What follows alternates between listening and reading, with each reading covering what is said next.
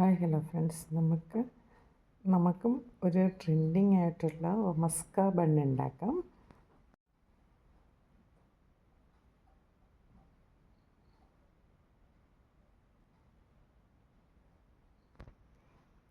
അതിന് ഞാൻ 2 ബണ്ണ്, പിന്നെ അൺസോൾട്ടഡ് ബട്ടർ, കുറച്ച് മിൽക്ക് മെയ്ഡ്, ഒരു 2 ഡ്രോപ്സ് വാനില എസൻസ്, ഇത്രയും എടുത്ത് വെച്ചിട്ടുണ്ട്. ഇനി ഇത് നന്നായിട്ട് മിക്സ് ചെയ്യണം.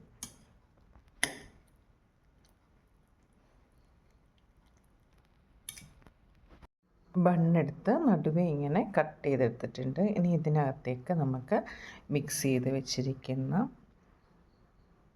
ഇത് പുരട്ടി കൊടുക്കാമേ. അങ്ങനെ നമ്മുടെ ട്രെൻഡിങ് മസ്ക ബണ്ണ് ഞാനും ഉണ്ടാക്കി. Okay, so